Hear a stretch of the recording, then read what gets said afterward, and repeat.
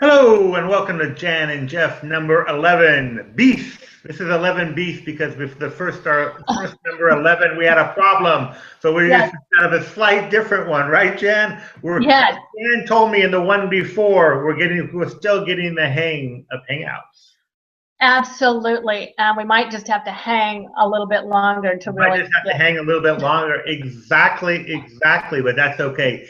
Anyway, Yeah, this week we are talking about language faux pas. And I want to talk about mine because mine is yeah, one I did for a few years. yeah. And I would say when I wanted to take a shower, in French, I would say, je veux faire une douche, which actually means, translates to build a shower. Right. Instead of taking a shower, you can say prendre une douche. It's Yeah, actually possible to say. But I said this for years, and then it was finally my wife told me, "That's not what you say. What the hell are you saying? Speak French."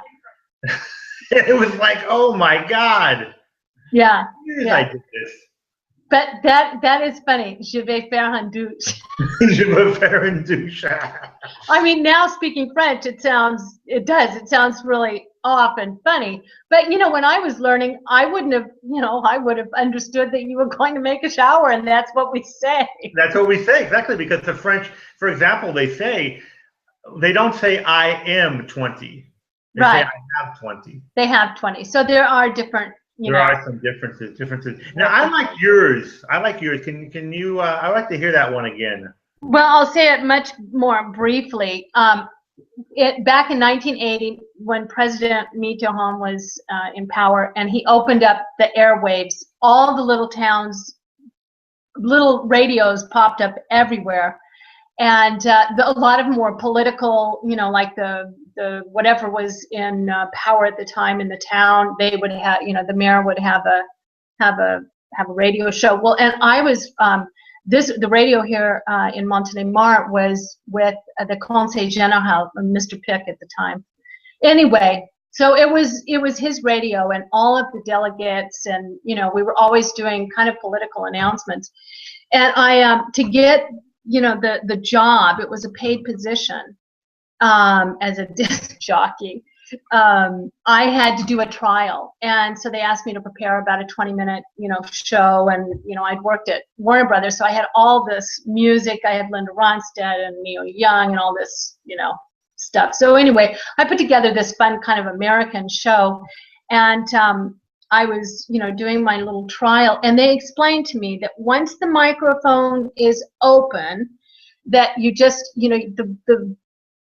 the biggest faux pas is to leave dead air. You want to just constantly talk and fill it up. So she was coming back from commercial break and opened the microphone, let me know that she was going to open the microphone. And of course, I was nervous anyways. And one of the managers slipped in from the side this announcement for me to read, just to really test me. And so all of a sudden, the microphone was going to open, and I had to read this announcement. So I had a split second to make a decision, and of course I learned French in the streets, so grammar was not my forte, and the word was député, and there was no accent on the E at the end because it had been typed and nobody put an accent on it. So the only thing I do know in that split second was if there's not an accent on the E, you do not pronounce it. So I didn't pronounce it, and I announced une réunion des putes, which is a meeting of all the prostitutes. The word prostitute in French is pute. And then to not leave dead air, I kept encouraging people and saying, allez-y, go ahead. It's open to the public between such and such a time and such a time. And it's at Chez Monsieur. And then I gave the deputy's name. The truth, you gave the prostitute. Oh my God! I just remember everybody's face dropping because I knew the minute it came out that the mistake I'd made. But it was just one of those things you had to make that split-second decision. And the manager came in and started giving the sign, cut, cut, cut. Anyway, I did get the job, but there's a lot of people here in town that do remember that. And that was my worst one. They probably had a good turnout if they're meeting. Well, they did. I made quite a few, and actually, I think people enjoyed listening to it just to hear some of the stupid stuff I would say that would come out of my mouth. Through the roof. The ratings were through the roof. I actually had quite a few, but I think that was probably my funniest and worst one. But and it's, I tell it today, and it is. I mean, you can see how that would happen. You can see how that would happen. Yeah, absolutely. And there was another one that a friend of mine said. He said that, the French say boire un coup, boire un coup, which means I'm going to have a drink. Right. We're going to go on y va, dans une bar, on va boire un coup. Yeah, boire un coup. Boire. And he said manger. On va manger un coup. And they all laughed. That was really kind of, it was kind of, somebody else said it, so it was another faux pas. But it was kind of, and they were kind of laughing about that one. I guess you don't say that.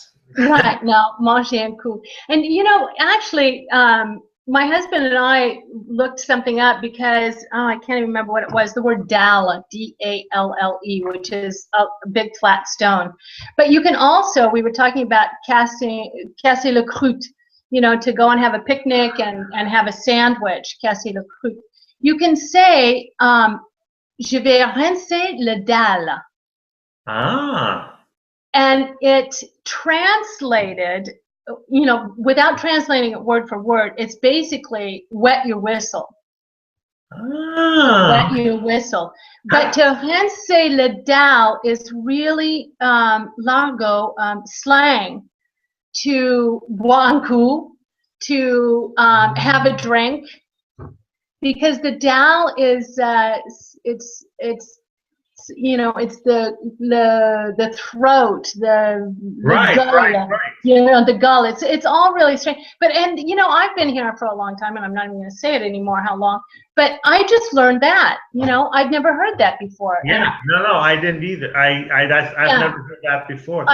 It's just really old, and you don't hear people saying, casser le dalle or rincer le dalle, but it's very old French for the throat, wet your whistle. Another thing, there's a word that French use for friend, the copain or copine, and actually it comes from bread. You have bread together. Copain, pan is bread. Oh, right. Copain et copine. It comes from the bread. It comes from the and the bread. That was one I didn't know either. I learned a while ago. Right. In fact, at one point I said, why the French are like, they keep inventing the language where they don't. It's just things come into mode and they go out of mode, and tendance, trendy. Yeah, they do that. It's true. And the other thing was soupe. I saw it. Soupe. Yeah. Soupe. And it actually doesn't mean to have soup. It also means to eat. Oh, right. The soupe. The soupe, because in the traditional French meal at night, you had soup. That's it. Yeah. And so if you say on va souper, it would mean dinner. You wouldn't say that for lunch. Right. Yeah. You wouldn't say on va souper that for lunch. Absolutely. For lunch. You wouldn't. But you would say it for dinner. Yeah. On va souper, which kind of just means, a very casual family dinner. You're going to have your dinner. Yeah. Okay. Let's Jan. Yeah. Let's stop on that happy note. Okay. Je vais casser le croûte. Casser le croûte. Je vais casser le dalle. Ma copine. Bye-bye. Bye, Jeff. Have a great weekend, and we'll see you next week. I sent you some pictures on food, and so we'll put up the recipe. And I also got that invitation to that beautiful Divine Chateau. Really nice. You can put that up. I didn't know that chateau existed until I got the invitation. Yeah, good. It looks pretty splendid. Right, bye-bye. Ciao. Bye.